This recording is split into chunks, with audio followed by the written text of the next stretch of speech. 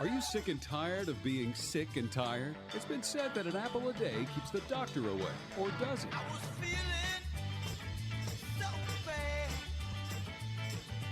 I asked my family doctor just what I had. It's time to get a new prescription for your life. Get ready for your daily dose of Healthy Talk Radio, the show that's empowering your health. And now, here's America's health and lifestyle coach.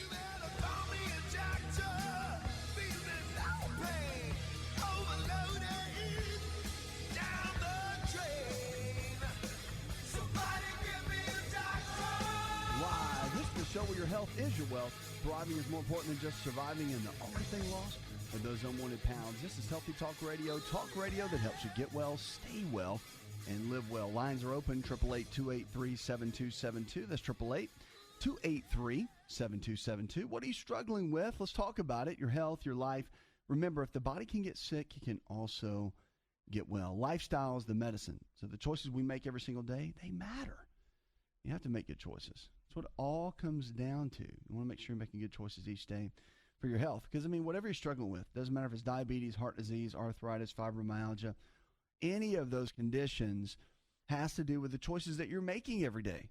And that's why you don't see a bunch of 20-year young somethings sick all the time, right? Take some time to build that up. You think, well, that's just because you're getting older. Not really.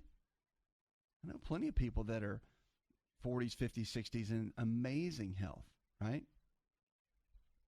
So you can do well. You just have to make sure you make the right choices. It's what you do every day that matters. 888-283-7272. Give us a call. If you haven't checked out our health resort yet, you should. Go online, check it out. Go to the website. You'll find out details there about the new health resort down in Florida and our quarters down in Daytona, just north of Daytona Beach. But it's a good market. It's a great place to go if you have any kind of health challenges, say blood pressure issues, diabetes, you're overweight, you really just can't seem to get your lifestyle choices together. You do a diet, doesn't work. You've been trying different things, and the doctor just keeps telling you, you need to lose weight, you need to do this, you need to do that, and you just don't know how. That's what we do. We've got a whole team that we put together that can help walk you through a typical day and get you where you need to go. So if you need information, give us a call. 888-283-7272. We're going to Tiffany now. Hi, Tiffany. Purpose of my call is to find out about hair loss for my 29-year-old daughter. Okay. I was looking for maybe some suggestions. Thank you very much. Yeah. One of the things that you have to look at in something like this, if she's 29, okay, and there could be many, many things going on. Now, she needs to definitely get tested, go to her physician and get some blood work done on a regular basis. I think that needs to be looked at and explored, because hair loss at 29 could be thyroid. It could be a mineral deficiency, something as simple as that. It could be blood conditions. She could have an underlying pre-diabetes condition that's starting to show itself and not even know it. It could be autoimmune. Body could be attacking itself for whatever reason. So she needs to hopefully get to a physician and just have them run some of the basic tests and get a good idea. The tests don't lie, okay? Especially blood tests. The power's in the blood. So get in there and she can get that done. Now you can let us know if you'd like what they find, and then we can have another conversation. But that really is what needs to happen first. It's not just, okay, your hair's falling out, take this. It doesn't work like that. I'm not a big fan of that. Some people will do, but I really am a big fan of doing the test, seeing what's really there, and then coming up with a good solid game plan. Okay, 888-283-7272. That's 888-283-7272. Give us a call or go to the website. So much that people struggle with. It's pretty amazing with their health. And one of the big keys is understanding that you don't have to be stuck. You don't have to be in a place where you don't feel like you can get out. You really can. If you make new choices, doesn't matter if it's losing weight, doesn't matter if whatever you're talking about, if it's heart disease, blood pressure, cholesterol, diabetes, which we see all the time. People make better choices. You can get out of where you are many, many times. And don't forget, you can always shoot me an email and check us out on social media as well. On the website, you can jump in and be a part of all that we have going on. Dexter in Utah, he said, if I have low thyroid, what would be my main symptoms and what kind of things can I take that would help my thyroid to balance? I have trouble sleeping. I feel tired. My skin's dry, and also feel a little bit anxious. Thanks and God bless. So, yeah, I mean, it could be a couple of things, all right? I mean, if it is the thyroid, the testing will show it. The one thing when you're getting blood work done is get your T3. So here's the different test, okay? So T3, T4, you want to get those done. But then also make sure that they test your TSH, which they probably will, but have them check for what's called TPO antibodies. The TPO antibodies are critical because they can show if there's any kind of potential autoimmune condition going on, like Hashimoto's. And that's important because if you don't catch that, and there is something going on with the thyroid along those lines, then it could be a big deal. But it could be blood sugar. I've seen it. I've seen so many people think it's thyroid, and guess what? It's blood sugar. And somebody's not completely in the diabetes realm yet, but they're close. So it has to get to a place, and that's what I was kind of challenging you to. It's got to get to a place where you know what it is. Because yeah, those symptoms seem like it, but you really got to figure that out. Because that's the key. 888-283-7272. That's 888-283-7272. Give us a call or go to the website. Let's go to Mick now. Hi, Mick. Mick, are you with us? Pneumonia, and he was treated, got out, and it's been about 2 weeks now. He's still got a little bit of residual cough, more or less. Didn't know if there's anything he could do other than going back in and having it checked, but gets a lot of phlegm. Okay. Yeah, if things are kind of lingering like that, again, when you go to your physician or have him go, I would definitely there's some basic testing to be done. But it sounds like the immune system's not building up. Sounds like the immune system is really struggling. And when you see that, you just have to say, okay, what is his body not getting? Why is his immune system down? It could be a lot of things. It could be he's not sleeping well. So you got to kind of dig in a little bit. And this is why when you call and you ask about someone else, there's a lot of details that I need to know, right? That's going on with them. So I'm just going to take some basic what ifs, could be's along those lines. So if he's not sleeping well, then that could be an issue. If they haven't checked his vitamin D levels, they need to, because vitamin D is going to show if it's really low, somebody deals with pneumonia or they deal with any kind of upper respiratory or some form of respiratory condition, that typically can cause some major issues. Like within the lungs, you can have lingering of many conditions when the vitamin D levels are low. Okay, then the other one to look at, and this is really important, with something like the constant phlegm, you got to look at the color of it, and the color of it will tell you where the origin might be. For example, it might be viral, could be bacterial, could be yeast buildup that could be causing it. And different colors mean different things. Like kind of a green-brown color is typically viral. And if it's bright yellow, typically bacterial. And that's typical, it's not always. And then if it's like a white clear, sometimes it could just be a yeast or fungal type deal that could be in there. So I would have that looked at and take a look. And you know, those are kind of questions to ask that could make a difference and figure things out. But I'd let the doctor, handle that and get in and figure out exactly what's going on. Let me know when that happens. 888-283-7272. You're listening to some Health Coach Radio right here.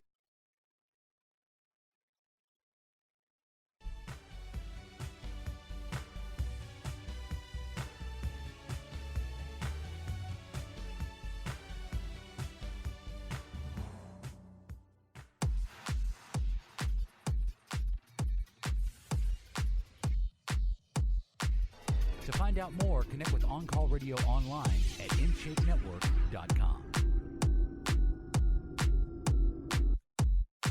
Lines are open, 888-283-7272. That's 888-283-7272. Now, I'm about to talk about something that's really interesting. I think women are better at this than men when it comes to it, but it's about being in the present for people in your life and for anything, especially for your loved ones, because this is something that I think many people struggle with in different ways. So like all of us, we have full schedules. We can get into a place where you're doing three things at once, multitasking. Multitasking is definitely a better trait with women than men if you look at the overall statistics. But when you give your attention to somebody, you need to give your attention to them.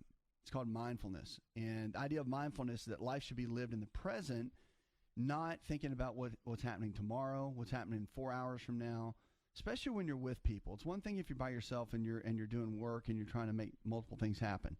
But when you're with people, that's when it's very important to focus for what you're right in the middle of doing. So they did a study it's called the Center for Mindfulness in Medicine, a stress reduction clinic, and it was in Massachusetts, University of Massachusetts Medical School. But they said, here's the deal. They said, here's a couple things that'll help you stay focused in the middle of what you're doing. And you probably see this now. Somebody's on their cell phone, right? Smartphone, whatever. And they're working on that while they're talking to you and listening to music at the same time. You ever seen that? You ever go to a restaurant, see two people sitting at the table, right? Like maybe a date, and they're both on their phones whole time, even while they're eating, holding the phone in one hand and not even talking. I've seen people sit in a restaurant texting each other, not even talking, while they're working on things on the phone, right? So it's being in present. I see, it really tears me up when I see parents on their phones when they're with their kids. It's like, it just really, it's not a good thing. You know, the technology is great, but it's not great for relationships in a lot of ways. So it's one of those deals where being in the present is important, I think, especially for parent-child relationships, but really for any relationship, and being in that place. So here's a couple things you can do to keep from multitasking and keeping people kind of or keep from alienating others, rather. When you start a task, imagine you're doing it for the first time. So be curious, feel sensations like you've never experienced them before, and focus. So you focus on being in the present. When you're overcome with emotion, you can take a step back and trace the emotion's origin and duration. Okay, mindfulness teaches that recognition that emotions are fleeting, which helps to reduce fear and anxiety. So if you get to a place where something else is causing you a lot of anxiety, for example, it may be financial stress, or you got a work project that's due, or a school project that's due, but yet you're trying to spend time with someone, you know, that project or whatever's due, or whatever the stress is, or lack of whatever you don't have, you have to focus in the moment of who you're with, or what task you're at, and put that to the side. It makes a huge difference. And I can tell you clinically, you can see this. A lot of people deal with anxiety and stress that they don't need to. I mean, it's brought on by themselves. Many times depression, a lot of times, is brought on by themselves. It's not just genetic. And a lot of times it's life happens, no doubt, but it can also be a trigger in that regard. So you want to immerse yourself in your immediate surroundings too, not what might be, not what was yesterday, not what just happened when you're driving in, not what might happen tonight, but in your immediate surroundings where you are right now, so you can focus on that. And that'll help. So just a couple little things that can really help bring everything more into perspective is a big key, because being in the present for people in general, those you care about, those you work with, whatever it might be, makes a big difference. And it makes a big difference not just for whatever you're accomplishing in that relationship, but it makes a big difference to the other person, the person feeling special, for them knowing that you're focused on them. And again, that's a big deal. It's something I think we're losing a lot of today, that we don't have as much of as we, say, had 5-10 years ago, for sure. And you're seeing it. 888-283-7272. Let's get over to Paul. Hi, Paul. 52-year-old former smoker with COPD, and I was hoping for a holistic approach to help complement, the regimen they got me on, with some inhaled corticosteroids and also some nebulizer treatments as needed. I'd sure appreciate any help you folks could offer. Sure. I mean, I can tell you a couple things that really would help. COPD is it's a challenge, okay? Because typically when you get COPD, it's like you're waiting your time before you pass on, right? They almost call it just a fatal condition. But the big thing about COPD that we're finding now, a lot of promise with COPD, is stem cell therapy. And it's FDA cleared. It's not definitive studies that it completely will, it's okay by all the different medical colleges, especially the American Lung. But, it's one of those things that there are lung centers that are designed just for stem cell therapy, and they're getting great results. In Europe, they've been getting great results for a long time with it. It can repair and regenerate the tissue. Does it work for everybody? No. Are there amazing results that happen? Yes. And so stem cell therapy is a great option for somebody that has COPD. And again, it's not evidence-based yet. I do believe that after enough studies are done, though, it will be, because it's just an amazing, amazing tool. Now, the other key is to make sure you're always constantly in a place where you want to keep inflammation down, right? So that's your eating habits. Eating habits are a big deal. So the anti-inflammatory based diet, which is in my book, Empowering Your Health, check that out. You can find a good, simple, easy way to keep the inflammatory foods out of your system and keep it to a place where those kind of foods are at the greater part. And then, of course, the inflammatory type foods, processed foods, are very low. And again, with something like COPD, that's a big deal. I mean, that's kind of your foundation for all of that. Now, the other thing is L-taurine. All right, L-taurine is an amino acid that has been shown to repair and regenerate lung tissue specifically. So if you use L-taurine on a regular basis, it can help repair the lung tissue, and that's a big deal.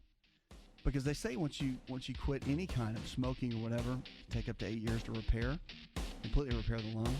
Stem cell. In my opinion, Theralac is the best probiotic on the market today. Probiotics in a healthy gut are essential to feeling great. For the best in probiotics, visit Theralac.com. That's Theralac.com.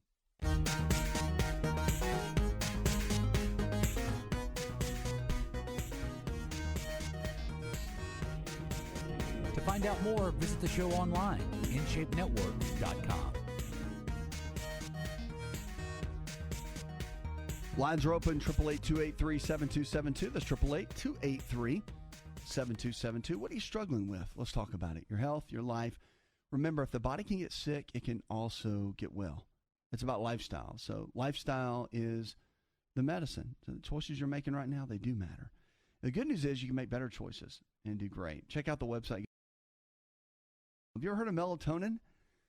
All right, so melatonin is something that people take when they can't sleep. So if you walk down any vitamin aisle, you're going to see all kinds of sleep aids. Melatonin has been around for a long time. They say that American U.S. consumers will spend more than $437 million on melatonin supplements in 2017, which is up from $159 million in 2010. So there's a Nutrition Business Journal that gives us those stats. More than 3 million adults and 500,000 children take it. And what it does, I mean, if you have a hard time sleeping, melatonin is part of the serotonin pathway. So serotonin, if you ever heard of that, that's a big brain chemical that helps with depression. And so if taken at the right time, it can help induce, melatonin can help induce you into a deeper stage of sleep. So Australian experts called the increase in use among children alarming. And I would say that too. Because as a child, you should be able to, I don't remember having a hard time sleeping as a kid, ever. Like you just go all day long and you collapse. So a lot of people take it right before they go to bed as if it were a sleeping type pill. And Dr. Michael Bruce, who's a California-based clinical psychologist, specializes in sleep disorders, says it's not that simple. It works that way for some, but not for others. It was discovered in 1958, by the way. So it's a potent hormone naturally produced to regulate our circadian rhythm, and light is the switch that controls it. One of the big keys about sleeping is at nighttime, if you really want to get into a good sleep pattern, you want to cut all the lights down. That's a big one. You would maybe just leave a lamp light on. You really want the lights to be down, because the brighter the light is, the more it's going to keep the pineal gland, which is the skull gland in the brain, fired up. The more it's fired up, the less you're going to sleep. So it's a big deal. Since the 1980s, though, the dietary supplement makers have build melatonin and made it into a lab promising as a sleep aid. It does for some, but not others. So there's been enough studies done on that. But melatonin does work for jet lag. It works from eastward travel, and they recommend taking about 0.5 milligrams of melatonin. And here's the thing. See, it comes in big milligram dosages. So some people are taking like 6 milligrams at a time. It's too much because your body produces it still, and you don't want to take enough to where it's going to shut down your own production. So 0.5 milligrams 90 minutes before bedtime in the place that you're going to. After a weekend of staying up late, you could do about 0.3 milligrams is a good way to look into that. So the higher milligram dosages doesn't mean it's going to work better. Matter of fact, it can do the exact opposite. But we know that for the most part, long-term usage, if it's in small amounts, especially over the age of 40, can be done pretty well. The issue is for kids. That's the challenge. Whenever something happens, so here's the deal. As you age, melatonin levels go down. So for somebody that's 45, 50, 55, and they're starting to have issues sleeping, first of all, 9 times out of 10 when you can't sleep, it's a magnesium deficiency. So by taking magnesium before bedtime, you may find that does the trick because we're so heavily deficient in magnesium, and that relaxes all the cells in the body and relaxes our system, our nervous system. That's what causes us to sleep well. So that's one thing. But also the other piece of it that's really interesting to see with melatonin is that after about the age of 40, we start decreasing the production naturally that we make. And melatonin is important for increasing growth hormone levels in the body. It's just vital for so many different aspects to be hit on. So that's one of the big keys you have to look at in something like this is to make sure you get everything you need and not using too much of it. Now, melatonin, again, clinically, it's used extremely beneficial for people with sleep issues, but it doesn't work for everyone every time. You just want to keep low dosages. I'm not a big fan of the high dosages at all.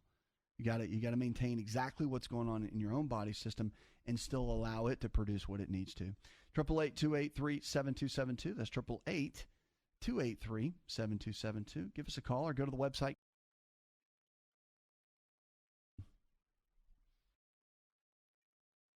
Jessica says to us, she says, my husband comes from a family where most of the men end up with Alzheimer's disease. And I know there's foods and different lifestyle methods that you can use. What can you do? Well, a couple things. Alzheimer's is now seeing a pretty strong rise, of course, in diagnoses, but it really comes down to what you eat on a regular basis. The foods that will help support the body with Alzheimer's, especially any kind of neurodegenerative brain breaking down, for example, condition, is it really comes down to minerals. It comes down also to making sure your body's getting a little bit of everything you need with a healthy fat. So the healthy fats play a big role in protection. We went through that whole phase of low fat, no fat type diet. Everybody thinks that if you eat fat, you're going to get fat. It's not true. If you eat the right kind of fat, you actually get leaner, thinner, then you will gain the weight. So it's a lot of the excess carbohydrates that are doing that. But with Alzheimer's, they found that almost 40 to 50% of your overall daily caloric intake, if it's dealing with healthy fats, then you're usually going to come out okay. So that's things like fish oil, avocados, nuts and seeds, whole eggs. Those are all extremely protective to the neurology, to the neurological system. So just a couple of things to think about for sure, because that's a major player, and it makes a big difference. 888-283-7272. That's 888-283-7272. Give us a call or go to the website, InShapeNetwork.com. Now, if you're looking for a lifestyle provider, someone in your area that believes just like we do, all this nutrition and lifestyle-based care we talk about, just go to the website. Our team members can always help you find someone in your area to help, to really take you from where you are to where you need to be, because you don't need to be stuck. You don't need to be in a tough place. You want to be where you can really thrive and you can really make it, and that's really what this whole thing is about. We want to help you get there. 888-283-7272. Let's get to Jimmy. Hi, Jimmy. I've been struggling with a lot of small health issues over the last few years, a lot of fatigue, also depression, and digestive problems, and I've tried a lot of different diets, like gluten-free, dairy-free, sugar-free, and eat super healthy. I don't eat the fake gluten-free stuff. A lot of quinoa and rice to supplement carbs and stuff. And constantly gaining weight. I don't have a thyroid problem. I just had it checked. I have a small case of hypoglycemia. I do have some food allergies. Nothing major, just kind of sensitive. So just wondering if I can get some advice on that. I've been struggling with this for at least like 10 years. I'm 25 now. So, yeah, it would be really great if I could get some answers. I'm really frustrated and confused. I'm sure. Yeah, the thing is, Jenny, the thing is this. You have to look at, when you've got multiple conditions going on like that, to get to the root cause, usually you got to step back and say, okay, what are the nutritional deficiencies? Like where did the body start breaking down in the first place, especially because you're 25? And that's a big deal within itself. So it's figuring out, okay, you always start with the digestive tract. Everything starts there, right? Powers in the foods that you eat, all of that is vitally important. So the foods that we eat every single day, they matter, they make the difference, and they play the role. So you want to get down and figure that out. So I get some testing done with your physician to check. You want to eat in a way that cuts out a lot of the inflammatory pieces. So things like, and again, things that are not so much evidence-based, that some doctors won't really agree with, but things like yeast and fungal issues that can build up from eating too much sugar or too much bread or too much pasta. It just happens. It can build up in the gut. And so by eating the right kind of foods for a period of time, it can clear those out and it can really help. So I would look at that piece first. And then the other thing is getting that blood work done, getting some lab work done to check the different, and have them run where it bases more on nutritional deficiencies, where they can see the different nutritional levels in the body. You've got to look at the regular labs first, of course. But then they can do things also like saliva testing. They can check for adrenal dysfunction. The adrenals are the body's stress glands, and if they're not working right, I mean, nothing's going to work right? For the most part. I mean, you'll be your body will be in a weakened state where it's not going to work that great. But I would also, overall, even things like stool samples, things that nobody would really think to check, I would get all that done so they can take a look and get a good comprehensive approach to where you really are. Because that's a lot of different things and variables. And usually once you do all those tests, it's like connecting the dots. And a great clinician can get in there and go, okay, well, this is affecting this. And they really understand the physiology. They'll get all that. They can tie it together and put it together, and it can make a difference. 888-283-7272. That's 888-283-7272. Give us a call or go to the website.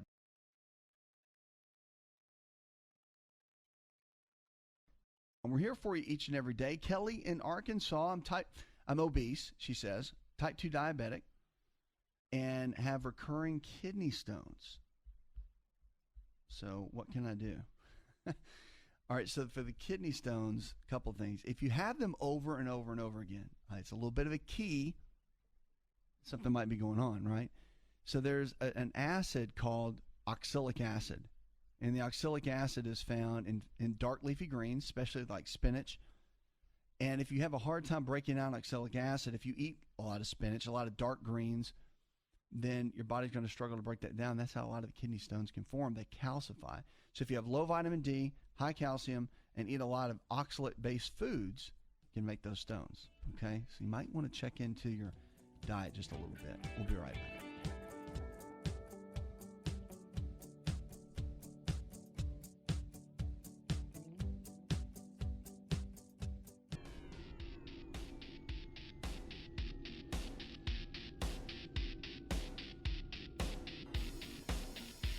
Connect with On Call Radio and watch On Call TV at InShapeNetwork.com.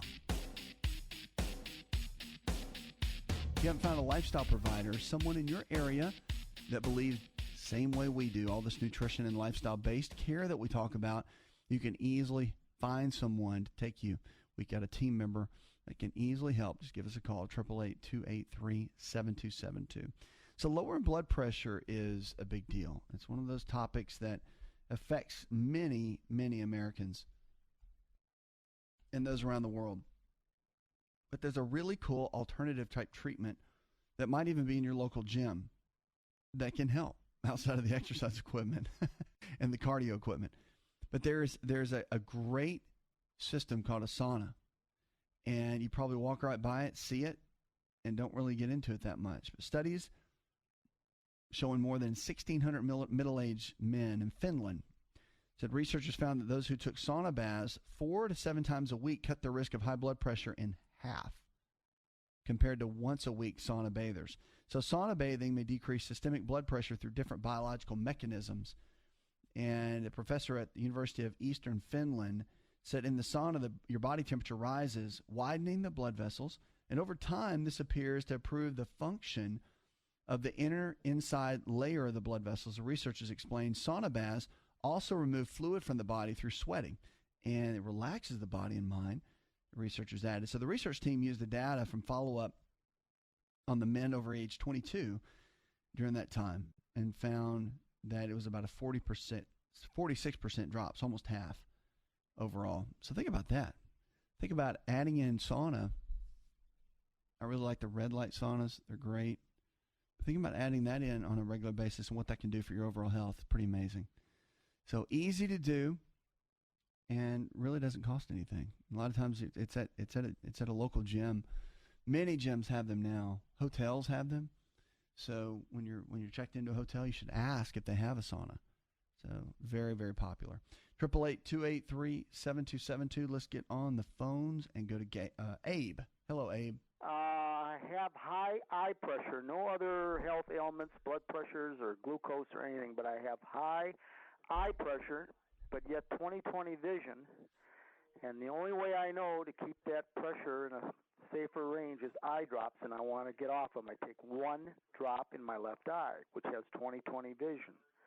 I don't know if anybody on the planet that knows of a way to get off those drops, but I'm willing to listen.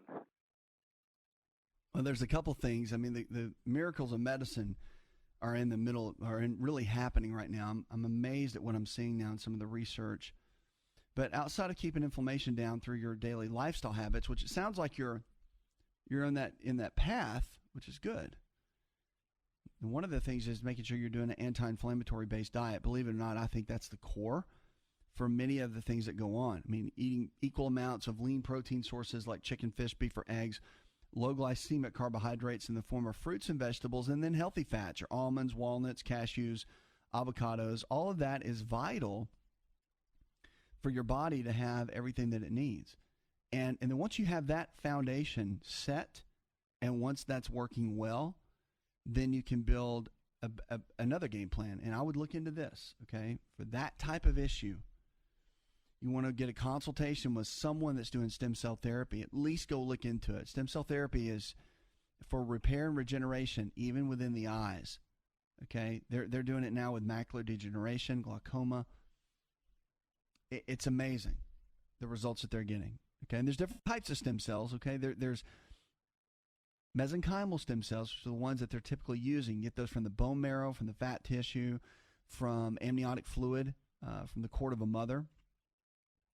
So those are multiple areas where they get the mesenchymal stem cells. And there's the embryonic stem cells, which of course have been said to not be used in the U.S. for a variety of reasons. So the mesenchymal stem cells are the ones that they're using therapeutically now in clinic settings. And it's regenerating, repair and regenerating cartilage, muscle tissue, connective tissue. It's amazing at what stem cell therapy is doing now. So I would definitely get a consultation. Talk to someone that is skilled in this area that is doing stem cell therapy and really look into that as a viable option to get you in a better position, because you don't need to be stuck where you are. You really want to get to a place where you can do well. And the stem cell therapy is a great way to do that. So I would check in there. If you need help, just give us a call. Our team members can help you find somebody in a particular area. Okay, 888-283-7272. That's 888-283-7272. Give us a call or go to the website.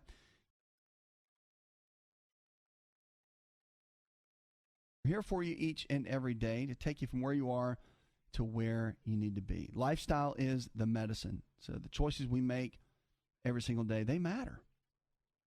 They really do. You don't have to be stuck where you are. We want to see you do well, that's for sure. Our lifestyle providers can help, so make sure to give us a call. Chandra or Chandra in North Carolina says, I have a wound that's not healing in my left foot, middle toe. The scab grows from about the size end of a cigarette to the size of a quarter. It kind of goes back and forth. I went to see the doctor. He said to soak it in Epsom salts, but it's still not healing. I went to a vascular surgeon, more tests done, and they said that circulation's the issue. I'm 73 and had a stroke when I was 56 on my left side. I don't smoke. What can I do? All right, so if it is a circulation issue, variety of things you can look at. For circulation, there is, and especially when vessels are involved at any level, there's a root, and it's actually a leaf off of a root called rutin, R-U-T-I-N. Many studies have been done on this. Harvard has done some massive studies on it to find that it's invaluable in wound healing. Comfrey is another natural ingredient that you can use, and they make it in supplement form, paste, liquids. But Comfrey is really great for wound healing in that regard as well. But you definitely need to have a good set of physicians or providers that are helping you walk through that. Puts another hour in the charts. I want to thank our producer, John Garrison, our engineer, and the rest of the team. Go tell one person something you learned on the show. Together, we can transform the health of our friends, our families, and our communities. You're listening to the show that helps you get well, stay well, and live well, where we're diagnosing hope one person at a time. This show is designed to provide accurate information of a general nature on the subject matter covered, and given with the understanding that neither the host nor the station is engaged with rendering any form of medical advice, diagnosis, or treatment. This information is not approved by the FDA and is not intended to diagnose, prevent, treat, or cure any disease. To experience more of Asa Rx audio, visit us at asarx.com.